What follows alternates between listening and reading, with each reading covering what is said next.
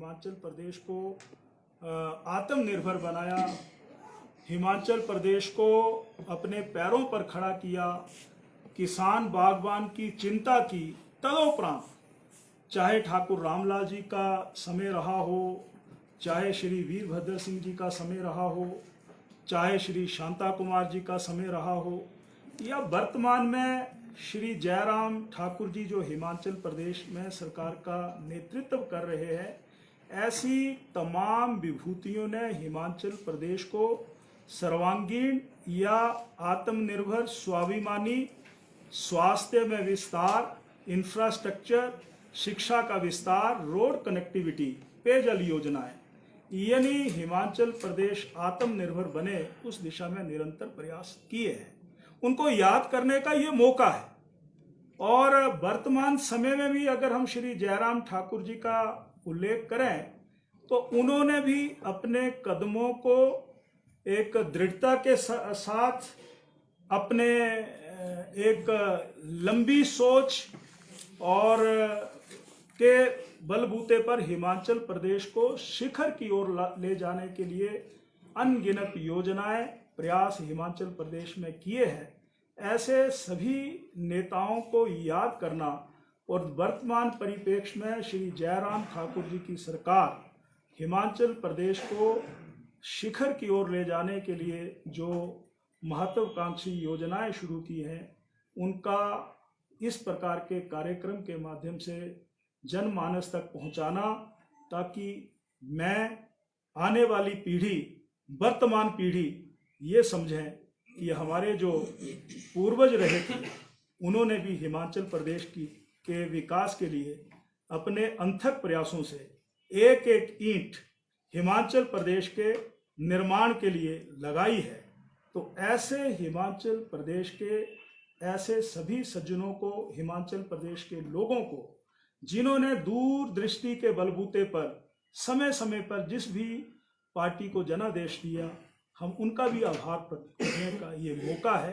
क्योंकि जब भी जिसको मौका मिला उन सभी ने मिल करके सामूहिक व संगठित प्रयास जो हैं यहाँ पर किए हैं, ये मैं कहना चाहता हूँ। जहाँ तक यहाँ की व्यवस्थाओं का मामला है, हमने लगभग 2 दिन पहले सभी विभागाध्यक्षों से के साथ बैठ करके सारे मुद्दों पर विस्तार से चर्चा की थी, जिसमें पुलिस के डीजीपी रैंक और अन्य आला अधिकारी, स्थानीय प्रशासन, हेल्थ डिपार्टमेंट से लेकर के हॉर्टिकल्चर, लोक निर्माण, विद्युत विभाग, ऐसे तमाम अधिकारी यहाँ पर उपस्थित रहे थे।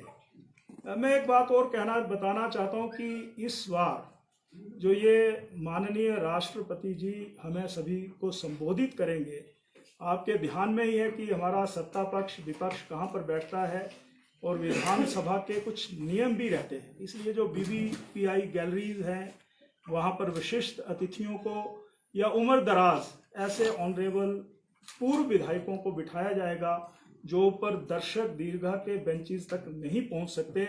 हमने ऊपर कुर्सियों का इंतज़ाम किया है और उसके अनुसार सभी जो लगभग 93 MLAs ने अपनी सहमति दी है, उनको वहाँ पर हम बिठाने की व्यवस्था करेंगे। ये मैं आपके ध्यान में लाना चाहता हूँ। कोरोना के लिए भी पूरी समुचित व्यवस्थाएं हैं पूरे इस परिसर का, और अंदर सैनिटाइजेशन की बात, जो हमारे प्रवेश द्वार हैं, वैसे इसमें आगंतुक जो हैं वो उनको आने की कोई इजाज़त नहीं है। CID विभाग के माध्यम से जो है वो एंट्री पासेस जारी होंगे, वो संख्या भी निश्चित है। और उसमें मेरी आपसे भी निवेदन है कि जो प्रेस वाले बंधु जहां बैठते हैं उसकी भी संख्या निर्धारित है। कोविड नियमों की गुजारिश का निवेदन हम सभी से कर रहे हैं, तो ये निवेदन हम आपसे भी करना चाहते हैं, ताकि इन नियमों का इस सदन में जो भी व्यक्ति किसी रूप में भी अपने धर्म को निभा रहा है, वो उन नियमों का जरूर पालन करेगा।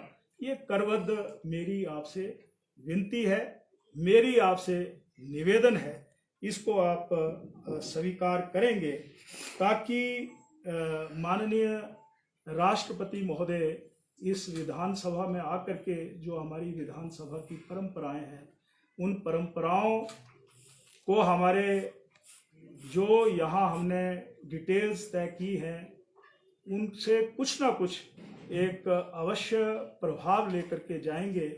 ये हमारी ओर से कोशिश हो रही है और उसमें भी आपका हमें जैसे अतीत में सहयोग मिलता रहा है, इस विशेष सत्र में भी आपका हमें सहयोग मिलेगा, ये मैं आपसे गुजारिश करना चाहता हूँ। दूसरा, यहाँ पर पार्किंग की बात है, लॉ एंड ऑर्डर की बात है, ये पुलिस प्रशासन के जिम्मे सारा काम किया गया है।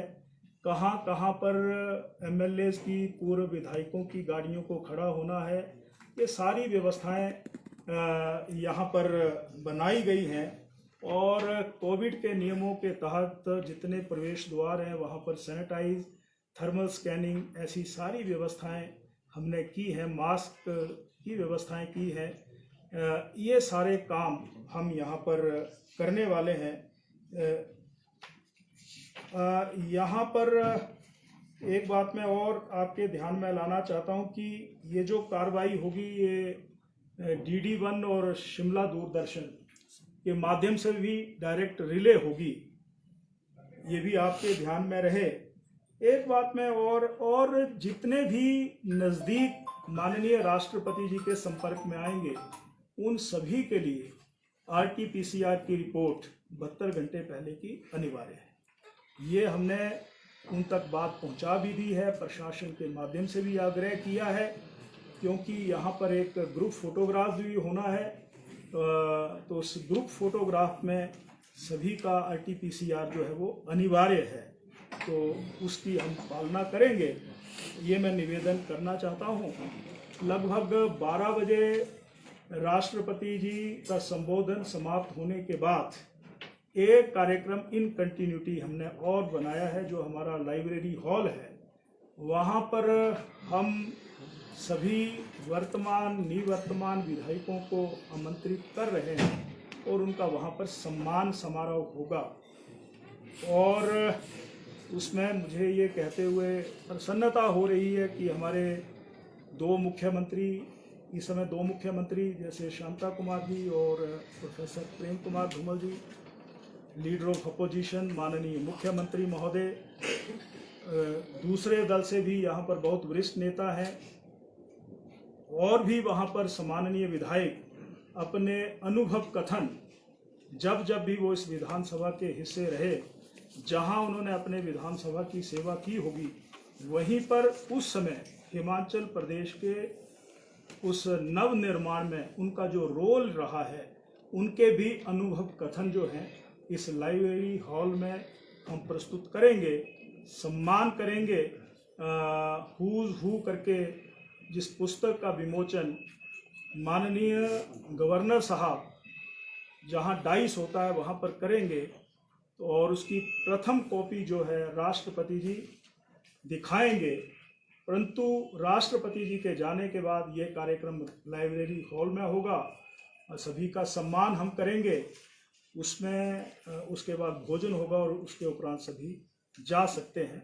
तो ये हमारा जो कार्यक्रम माननीय राष्ट्रपति जी के आगमन पर या पूर्व विधायकों के आगमन के लिए जो तैयारियां इस सचिवालय के माध्यम से हमने की हैं, उसका मैंने विस्तार से आपके सामने जानकारी रख दी है।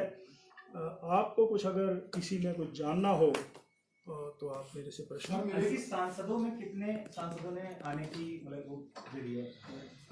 लगभग 11 सांसदों ने कहा। 7 पूर्व हैं और 5 वर्तमान हैं। हाँ, ऐसा कि टेलीफोनिकली जैसे हमने कहा है, जैसे उन्होंने कहा है, अब 16 तारीख को दोबारा कंफर्म कर लेंगे, पर तैयारियां जैसे पहली इंफॉर्मेशन में हमें दी थी, हमने उस अनुरूप तैयारियां। सर, मेरे 2 सवाल हैं। सम्मान समारोह जो होगा लाइब्रेरी हॉल में होगा, उसमें पूर्व विधायकों को और विधायकों को सम्मानित कौन करेगा? एक। दूसरा, विधानसभा के आपके कितने लोग ऐसे हैं कि जो राष्ट्रपति के सामने या उनके कांटेक्ट में, क्लोज कांटेक्ट में आएंगे? कितने RT-PCR टेस्ट उनके होंगे? ऐसे कितने लोग हैं? एक तो ऐसा है कि जितने 96 लोग हैं विधानसभा में जिनकी सहमति आई हुई है, जिन्होंने आरटीपीसीआर करवाना है। और जिनको आरटीपीसीआर करवाना है, इन सभी को करवाना पड़ेगा। सभी को करवाना है, सभी को कह दिया जी हमने। जिनको सर दोनों वैक्सीनेशन लग चुकी है उनको भी जरूरी है जी।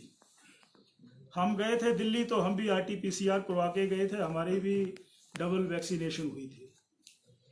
तो जो ग्रुप फोटो होना है उसमें एक्सएमएलएस भी होंगे कि सिर्फ हाँ, इकट्ठा होगा जी। इकट्ठा होगा। और 96 आपने बोला, आपने पहले तो बताया कि एमएलए 93 हैं, तो 96 3 नंबर कौन सा आ गया?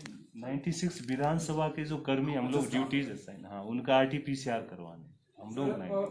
इस कार्यक्रम को आयोजन से पहले कोई और पार्टी मीटिंग बुलाई गई है? आपको बताया कि अपोजिशन जो मॉनसून सेशन से पहले हाउस में थी, कुछ उन्होंने आपके विरुद्ध भी प्रस्ताव लाया था। सर मेरा सवाल है कि जो जिनको सम्मानित किया जाएगा उनको सम्मानित कौन करेगा? सम्मानित तो ये कार्यक्रम विधानसभा की तरफ से हो रहा है तो हम ही सम्मानित करेंगे। विधानसभा अध्यक्ष के द्वारा क्यों जी? 93 लोग सम्मानित विधानसभा के कक्ष में परिसर में हो रहा है तो ये हमारा ही बनता है। प्रेसिडेंट लाइब्रेरी हैं जी? नहीं, प्रेसिडेंट साहब तो संबोधन के बाद चले जाएंगे। प्रवासी दो सवाल मेरे कि किताब आप विमोचन करेंगे, उसका लेखक कौन है? विधानसभा ने, सचिवालय ने लिखी है, किसने लिखी है? विधानसभा ने ही बनाई है, हमारी तरफ से ही ये सब कुछ जितने पूर्व विधायक रहे हैं, वर्तमान विधायक जो हैं, भाषण है, बायोग्राफी। बायोग्राफी आती है उनकी, बायोग्राफी है। मतलब उसका जो हमारे 3 पूर्व मुख्यमंत्री जो नहीं रहे दुनिया में, क्या उनके परिवार के सदस्य यहाँ शामिल होंगे, उनको भी सम्मानित किया जाएगा? ऐसा तो हमने कोई ऐसा नहीं किया। स्पीकर साहब, इससे पहले भी प्रेसिडेंट्स अलग अलग मौकों पे संबोधित कर चुके हैं। कितने प्रेसिडेंट्स ने किया और कितने मौकों पे किया, ये बताइए। 2 प्रेसिडेंट्स जो हैं इससे पहले इस सदन को संबोधित कर चुके हैं। एक तो 2003 में श्री अब्दुल कलाम जी और 13 में श्री प्रणब मुखर्जी जी इस विधानसभा को संबोधित कर चुके हैं। ओकेजन क्या थी? हैं जी? ओकेजन क्या थी तब? मतलब क्या अवसर था? जैसे ये 50 स्टेट्यूट है तो उसमें कोई अवसर था खास? 13 में विधानसभा का स्वर्णिम जयंती वर्ष था और 3 में तो सदन को संबोधित किया था, उनको निमंत्रण दिया होगा। और सर विधानसभा की तरफ से कोई लिंक दिया जाएगा जो लाइव करना चाहें उनके लिए, चाहे डिजिटल मीडिया हो? अभी तो इस पर कोई विचार नहीं हुआ। सर आप बिल्कुल डिजिटल है विधानसभा तो इस तरह तो होता है। ये सारे अप्रूवल जो हैं ये राष्ट्रपति भवन से आते हैं और DD1 में और आकाशवाणी से ये डायरेक्ट दिए। सर एक छोटा सा आपके सवाल साथ मंच कौन साझा करेगा? जैसे आपकी चेयर के साथ कितने लोग रहेंगे? हमारे उसमें एक तो सम्माननीय राष्ट्रपति जी होंगे, गवर्नर राज्यपाल साहब होंगे, मुख्यमंत्री जी होंगे, लीडर ऑफ अपोजिशन होंगे और मैं स्वागत करूंगा। सर हम 50 साल मना रहे हैं स्टेटहुड के, पहले मुख्यमंत्री तो हमने कोई विचार नहीं किया। जब डॉक्टर YS परमार जयंती होती है तो उनके परिवार के सदस्यों को वहाँ पर बुलाया जाता है।